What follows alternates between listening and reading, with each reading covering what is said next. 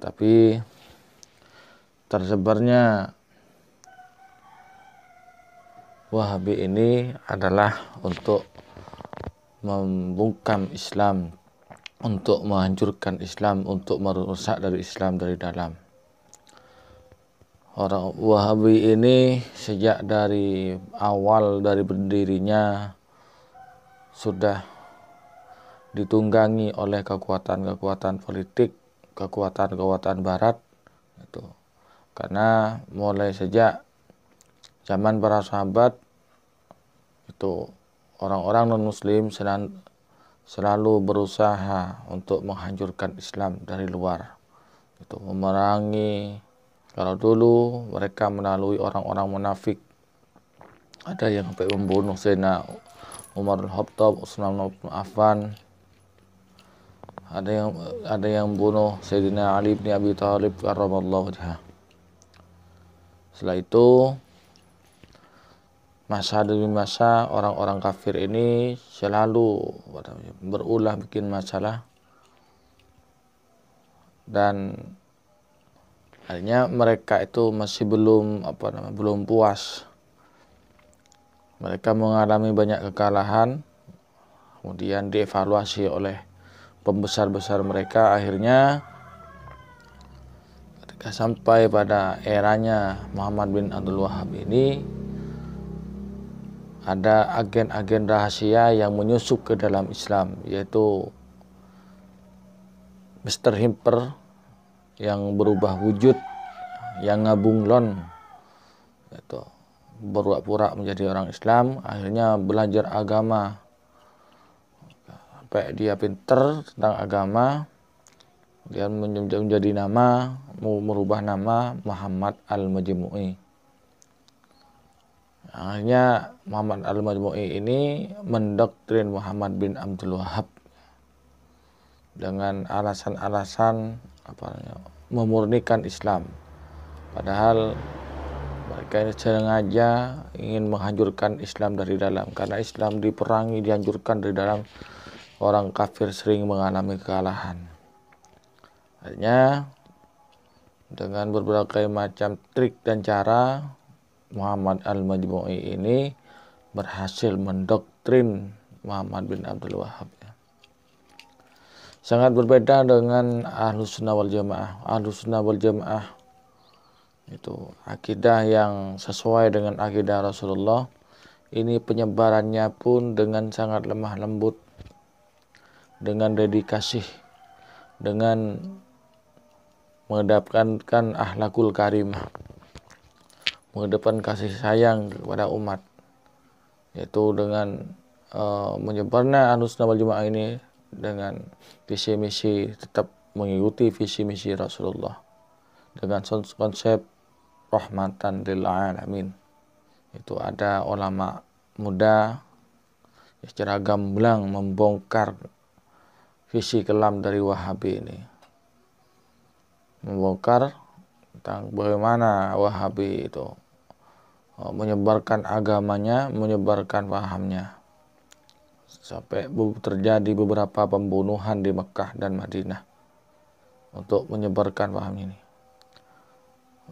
Wahabi ini disebarkan yaitu dengan kolaborasi Muhammad bin Abdul Wahhab dengan Muhammad bin Saud.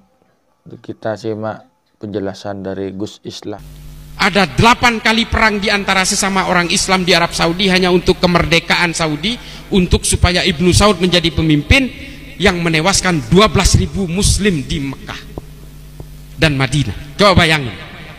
Jurus-jurus saling mengkafirkan satu sama lain, menghakimi satu sama lain. Ini adalah jurus-jurus politik supaya terjadi perpecahan di antara umat Islam. Dan ini dilakukan juga oleh Muhammad bin Abdul Wahhab.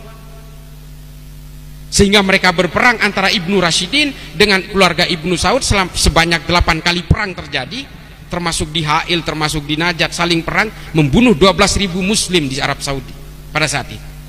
Dan dimenangkan oleh kelompok Ibnu Saud karena dibantu oleh pasukan Inggris. Salah satu yang terlibat di situ adalah MI6, agen rahasia Inggris bernama Lawrence, yang hari ini kita kenal dengan Lawrence of Arabia. Ini agen Inggris. Kalau mereka tidak bekerja sama dengan Inggris, bisa jadi kalah oleh keluarga Ibnu Rashid. Dan sejarah berkata lain. Wahabisme kemudian sampai ke negara ini karena Ibnu Saud yang berkuasa di Arab Saudi. Ini yang harus kita pahami semua. Jadi kalau hari ini mereka mengatakan paling otentik tapi sembari mengkafir-kafirkan sesama Islam, ini omong kosong. Nabi nggak seperti ini. Kalau mau menjaga otentisitas ajaran Nabi, ya tidak boleh mengkafir-kafirkan orang, menghakimi orang, menerakakan orang. Ini kan gayanya mereka ini. Kita orang-orang NU disebut ahlul bid'ah, disebut sebagai penyembah kuburan, ya kan? Ini yang dilakukan oleh mereka. Lalu mereka mengatakan, sayalah ajaran Nabi yang paling otentik, paling orisinal. Nabi juga begitu dulu. Kalau mereka betul-betul mengaku otentik dengan ajaran Nabi, tidak boleh mengkafirkan orang lain, karena Nabi ketika masuk ke Madinah sudah membuat piagam Madinah dan mendamaikan orang Kristen dan orang Yahudi, mendamaikan suku Aus dan Hazrat menjadi satu entitas yang bernama negara Madinah. Ini jejak Nabi ini loh. Mereka ini sebenarnya bukan pemangku ajaran Nabi yang paling otentik. Mereka pemangku ajaran Muhammad bin Abdul Wahab paling otentik. Sebenarnya mereka ini adalah pemangku ajaran Muhammad bin Abdul Wahab. Makanya namanya Wahabi. Setelah Wahabi identik dengan konotasi negatif, mereka rubah menjadi Salafi. Mereka mendomplengi nama Salafi seolah-olah ajaran saya adalah salafus soleh, mengikuti ajaran nenek moyang. Nanti dirubah lagi nih, udah mulai dirubah nih, karena Salafi identik dengan gerakan-gerakan teror di seluruh dunia, dirubah lagi menjadi as-sunnah. Ini gaya-gaya mereka semua ini. Kelompok hijrah ini sama, ini di polisi juga ada ini, polisi cinta sunnah. Setelah kepergok, setelah mereka ketahuan gerakannya, dirubah menjadi pembelajar cinta sunnah. Ini gerakan-gerakan bunglon ini kan memang metodologi mereka. Saya berani bersuara begini bukan karena saya sok berani, enggak. Memang kita harus menempatkan kepada hal-hal yang hak. Ajaran-ajaran kita ini semua bersanad keilmuannya. Mereka itu bersanad kepada al-Yutubiyah, repot memang. Meskipun ini disiarkan di YouTube, saya memang terus terang begini. Kalau mereka menggunakan media digital, kita lawan dengan media digital. Saya selalu minta kepada Pak Ketum GMNU, kita glorifikasi lewat digital, karena digital kita hari ini, Mas, berapa Mas kelompok Wahabi ini dominan ya? Ratusan ribu, jutaan subscribernya, dan kita kalah jauh. Karena apa? Anak muda hari ini jangan dibawa ke halakoh-halakoh dan daurah, mereka nggak tertarik, karena mereka habis main game nonton YouTube, dan ini yang dimanfaatkan oleh mereka. Jadi begitu adik-adikku sekalian ya, yang masih muda-muda, mari kita selamatkan negara ini. Kita betul-betul harus menyelamatkan ajaran-ajaran Islam yang berbasis wasatiyah ini. Kita jangan mau terpengaruh oleh gerakan-gerakan pengkafiran. Ini seperti artis hijrah nih. Saya sudah mengatakan ini di EPDN. Ketika dia sudah merasa hijrah, dosanya sudah merasa lebur, lalu dia sibuk menghitung dosa orang lain. Itu tuh artis hijrah. Udah merasa yang paling aja udah pokoknya. Padahal kalau kata Jalaluddin Rumi dalam Fihi Ma Fihi, memang paling repot itu kepada orang yang sudah merasa paling dekat dengan Tuhan, sehingga orang lain itu dianggap paling jauh dengan Tuhan. Ini penyakit manusia, kata Jalaluddin Rumi. Lalu kemudian Tabrizi juga mengatakan, jangan anggap dengan beragama itu kalian justru diborgol-borgol. Dengan beragama kalian ini harus bebas untuk meraih kebutuhan-kebutuhan spiritual kepada Allah. Ini kata Tabrizi. Borgol-borgol dalam agama itu hanya diciptakan oleh manusia untuk ambisi-ambisinya. Dan hari ini coba lihat ajaran-ajaran Wahabi, begini haram, begitu haram. Kok kesannya agama jadi menakutkan. Jadi jangan heran kalau orang-orang penganut ateis di negara Islam itu terbesar justru di Saudi. Ada Rana Ahmad, Rahaf Al-Kunun, Dina Ali Sahnun. Ini perempuan-perempuan Saudi yang akhirnya pindah warga negara karena dia lebih nyaman tidak percaya kepada Tuhan. Coba bayangkan. Ini loh yang terjadi. Gallup Internasional melakukan survei bahwa 5 dari 300 orang Saudi mengaku tidak percaya kepada Tuhan. Karena apa? Di Saudi betul-betul agama ini dianggap sebagai hantu dan alat penakut bagi rakyatnya. Tapi Saudi sekarang mulai berbenah karena mungkin menyadari berbagai kesalahan masa lalu itu. Dia longgarkan, perempuan keluar negeri tidak harus pakai mahram, perempuan sudah boleh nyetir, orang ke mall juga tidak dibatasi lagi antara perempuan dan laki-laki dan semuanya. Ini loh, mereka dari dulu dengan bangganya mengatakan bahwa ajaran agama saya yang saya jadikan undang-undang negara itu adalah yang terbaik, yang paling orisinil. Ajaran Islam yang lain ini imitasi, yang orisinil ini hanya ada di Saudi. Terus hari ini apa? Arab Saudi mulai melonggarkan semua ajaran-ajaran agama yang dijadikan sebagai undang-undang negara. Ulama semua yang menolak dipenggal, dihukum, didakwa, dipenjara. Imam Masjidil Haram pun dihukum 10 tahun. Pada akhirnya apa? Dia menyerah kepada kebutuhan-kebutuhan politik.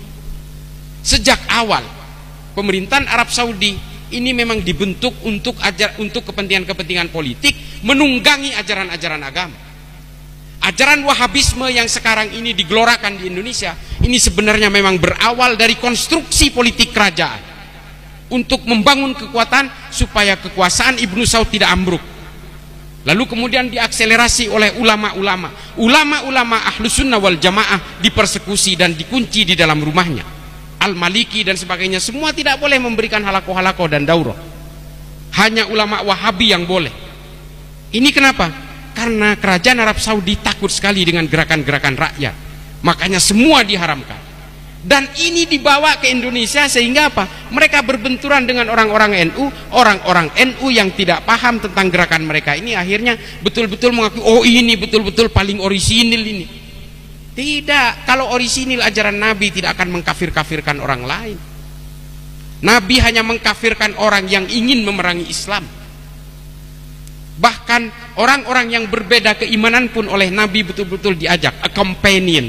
Kalau di dalam kitab-kitab sejarah barat justru diajak untuk bersyarikah, diajak untuk membentuk satu kesatuan yang bernama Madinah lewat piagam Madinah itu. Saya kira begitu, mudah-mudahan ini bermanfaat. Demikianlah penjelasan dari Gus Islah. Kalau Maduranya Lora Islah, tapi kalau Lora kan masih muda. Beliau sudah lebih pantas dipanggil oleh Kiai. Beliau sangat lantang menyuarakan kebenaran-kebenaran menentang kaum Wahabi. Mudah-mudahan beliau selalu dalam lindungan Allah, diselamatkan dari ancaman-ancaman terutama dari kaum Wahabi ini. Para pemirsa yang dirahmati oleh Allah, mudah-mudahan kita juga diselamatkan, akidah kita diteguhkan oleh Allah sehingga tetap dalam istiqomah dalam jalur Ahlussunnah wal Jamaah. Hanya ini yang dapat saya sampaikan, kurang lebihnya mohon maaf. Akhiran, assalamualaikum warahmatullahi wabarakatuh.